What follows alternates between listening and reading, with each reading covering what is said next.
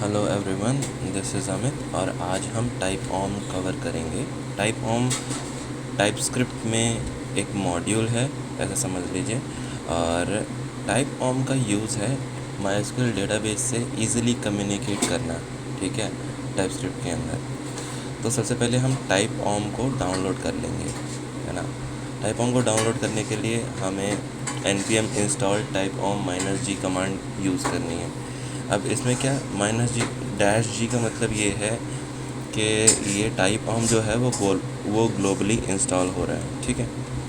इसके बाद देख सकते हैं कि ये इंस्टॉल हो चुका है।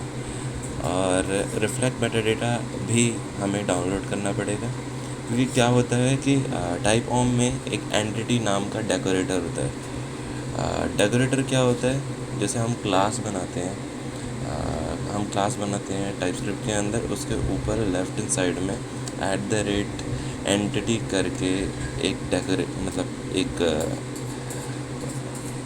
एक कीवर्ड कह सकते हैं होता है, जो बताता है कि भाई ये जो क्लास है, क्योंकि वो क्लास के जस्ट ऊपर आता है, तो वो बताता है कि भाई ये क्लास सिर्फ क्लास नहीं है, क्लास से कुछ और ज़्यादा एक्स्ट्रा है।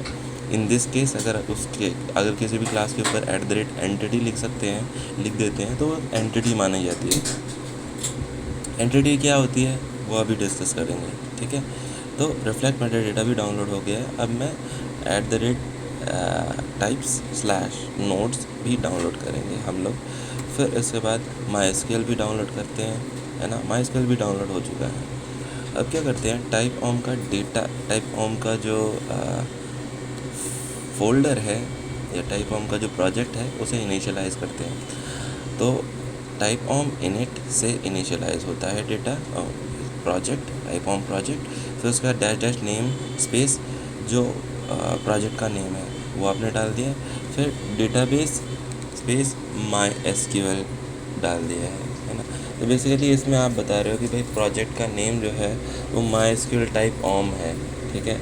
और डेटाबेस जो है वो हम MySQL यूज़ करने वाले हैं। कई सारे लोग MongoDB यूज़ करते हैं, कई सारे लोग PostgreSQL यूज़ कर सकते हैं, तो उसकी जगह कुछ भी यूज़ कर सकते हैं, है ना। अब MySQL टाइप ऑन करके एक लेफ़्ट साइड में फ़ोल्डर बना आ रहा है ना। अब उस पर क्लिक करके एक इंटीग्रेटेड टर्मिनल खोल लो, मतलब जो हमें बेसिकली उस फोल्डर के अंदर एक टर्मिनल खोल देना। तो ये देखो, ये टर्मिनल आ गया है ना। अब क्या करना है, इसके अंदर हमें npm इंस्टॉल करना है। जैसे आप देख सकते हैं package.json फाइल है, इसके अंदर कुछ डिपेंडेंसीज़ बनी आ रही हैं। ये डिपेंडेंसीज़ हमें डाउनलोड करनी है। ये डिपेंडेंसीज़ डाउनलोड हो जाएगी लोकली, ठीक है।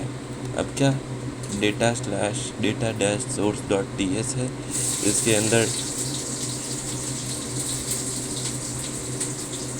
इसके अंदर हमने ये बेसिकली ये बताता है कि हमारा डेटा सोर्स किस टाइप का है। तो टाइप MySQL है, होस्ट जो है वो लोकल होस्ट है, पोर्ट जो है वो 3306, ये कॉमन रहता है। यूज़र नेम, पासवर्ड, डेटाबेस ये चेंज होता रहता है, ठीक है।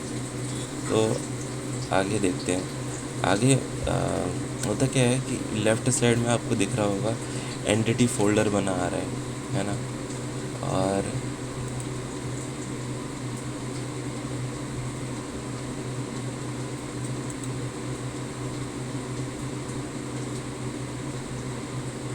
देखो, इधर एंटिटी फोल्डर बना आ रहा है।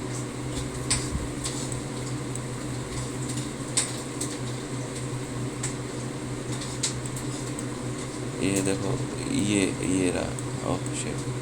हाँ, ये एंटिटी फोल्डर बना आ रहा है, ठीक है। तो इस एंटिटी फोल्डर को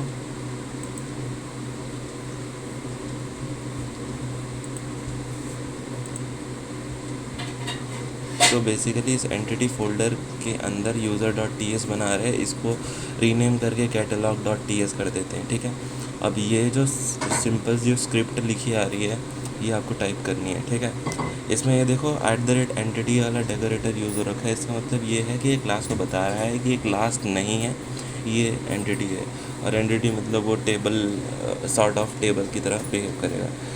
ये एंटिटी बेसिकली यूज़ होता है कि मैच करने के लिए आपके MySQL डेटा बेस के अंदर जो टेबल है वो ये बताने वाला है, मतलब ये एंटिटी भी बता रहा है कि बेसिकली ये एक टेबल है जो माइस्क्यूएल में यूज़ होती है, ठीक है, या किसी भी डेटाबेस में यूज़ होती है, और उसके नीचे ये सारे कॉलम्स हैं, जैसे आईडी कॉलम है, एक नंबर है, इसके ऊपर लिख रखा है @प्राइमरी जनरेटेड कॉलम। इसका मतलब ये है कि आईडी जो भी होगी वो ऑटोमेटिकली जनरेटेड होगी और वो सारी इंक्रीमेंट करती जाएगी, है ना। फिर उसके बाद लिख रखा है भाई @कॉलम जर्नल कोलन स्ट्रिंग ऐसे करके फिर लिख रखा है। फिर देखो पब्लिशर लिखा है, ठीक है, ओके, स्ट्रिंग टाइप का है। फिर इसके नीचे देखो @कॉलम लेंथ 25। तो क्या होता है माइस्क्यूएल में होता है varchar ब्रैकेट 255, मतलब ऐसा स्ट्रिंग जिसकी जो लेंथ है वो वेरी करती है। तो हमने बता दिया इसमें कि भैया हमें लेंथ 25 तक की वेरी करवानी है वो स्ट्रिंग, तो 0 से लेके 225 बिट तक वो कुछ भी हो सकता है, ठीक है। तो ये हमने कर दिया, ऐसे कॉलम टेक्स्ट हमने स्पेसिफाई कर दिया। तो सेम तरीके से हमने कैटलॉग डिफ़ाइन कर दिया। ये भी देख लो, यहाँ पर हमारा एंटिटी जो है वो एंड हो गई है, ठीक है। अब देखो, अब क्योंकि यूज़र नेम मेरा रूट है, रूट कर देता हूँ मैं, पासवर्ड माइस्क्यूएल रहने देते हैं, डेटाबेस भी माइस्क्यूएल रहने देते हैं, ठीक है। अब क्या करना है, कुछ कुछ चेंजेस करने हैं, जैसे इंडेक्स हमारी जो भी चीज़ हम मॉडिफाई करने वाले हैं, जो भी चीज़ हम ऐड करने वाले टेबल के अंदर, टाइप ऑम की स्क्रिप्ट का यूज़ करके वो index.ts में होगा, ठीक है। index.ts के अंदर वो सारी टेबल रहेंगी, मतलब index.ts के अंदर सारी चीज़ें हम मॉडिफाई करेंगे। जैसे टेबल के अंदर हमें कुछ डेटा फाइंड करना है, हमें उस टेबल के डेटा को शो करना है ना, या जो भी सारी चीज़ें करनी है वो सब हम index.ts के अंदर करेंगे। देखो लेफ्ट हैंड साइड में बनी आ रही है, सोर्स के अंदर है ये फाइल, ठीक है। अब इसमें जितने भी यूज़र हैं ना, यूज़र को चेंज कर दो, उस जगह कर दो कैटलॉग, है ना। अब ये देखो, ये कोड आपको पेस्ट करना, टाइप करना पड़ेगा, ठीक है। तो कैटलॉग बना आ गया है आपका। ये बेसिकली मैंने बताया है कि inserting a new catalogue into the database. हम डेटाबेस में के अंदर नया कैटलॉग एंटर करने वाले हैं, नया कैटलॉग डालने वाले हैं। सबसे पहले हम कैटलॉग को डिफ़ाइन कर लेते हैं क्लास के through, const catalogue equals new catalogue करके, ठीक है। इसको जूम कर देता हूँ, const catalogue equals new catalogue करके। अब ये बता रहा हूँ कि जर्नल है, पब्लिशर्स है, एडिशन है, टाइटल है, ये सारी चीज़ें हमने भर दी है, ठीक है। इस पब्लिश्ड भी ट्रू कर दिया है। अब ये करना है कि app data source dot manager dot save catalogue कर दिया। तो इससे क्या होगा कि ये जो पर्टिकुलर जो डेटा बना आया है कैटलॉग के अंदर, ये सेव हो जाएगा, है ना। ये हमारे माइस्क्यूएल डेटाबेस के अंदर सेव हो जाएगा। होता क्या है कि अगर ये टेबल नहीं है, अगर ये कैटलॉग टेबल नहीं है, इस कॉलम के नाम से जर्नल कॉलम, जिसके अंदर जर्नल एक कॉलम है, publisher, edition, title, author, publish, ये एक कॉलम है, ऐसी कोई टेबल नहीं है तो ये बना देगा, ठीक है। तो इसमें आपको आईडी दिखा दे भाई क्या आईडी है उस चीज़ की, और फिर एंड में क्या कैटलॉग को का जो डेटा है ना वो भी हमें शो कर देगा, ठीक है। तो अगर नहीं है तो ये बना देता है वो सब चीज़ें। तो इसके बाद क्या है,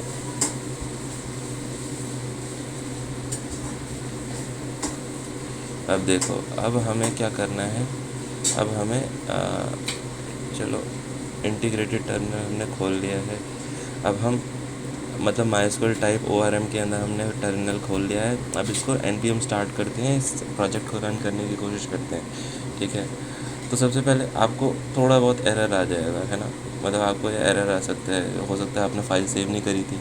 यहाँ पर मैंने अच्छे से सेव नहीं करी थी, इसलिए ये पहले वाली लोकेशन दिखा रहा है, जबकि user.ts फाइल एग्जिस्ट नहीं करती है, ठीक है। तो मैं सेव कर दे रहा हूँ इसको Ctrl+S करके उस फोल्डर में जाके। तो अब क्या हो रहा है कि अब देखो एट दी एंड मुझे ये वाला एरर आया कि भाई ये एक्सेस डिनाइड कर गया, है ना। तो मैंने क्या किया यार, XAMPP सर्वर करके है, ठीक है, XAMPP सर्वर मैंने डाउनलोड कर लिया। देखो XAMPP सर्वर मैंने डाउनलोड कर लिया, ठीक है। इसके अंदर फिर मैंने अपाचे वाला स्टार्ट कर दिया और माइस्क्यूएल वाला स्टार्ट कर दिया। देखो अपाचे वाला स्टार्ट कर दिया और माइस्क्यूएल वाला स्टार्ट कर दिया, अपाचे और माइस्क्वेल दोनों स्टार्ट कर दिए, ठीक है।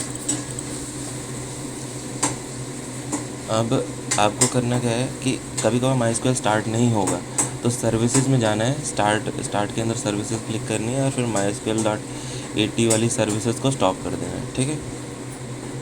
ये जैसे स्टॉप हो जाएगी ना, और मैंने एक और मॉडिफिकेशन ये करी थी कि मेरा पासवर्ड कुछ था नहीं, तो फिर मैंने कोटेशंस मतलब खाली छोड़ दिया पासवर्ड वाले को, ठीक है। और ये देखो ये चीज़ बन गई है।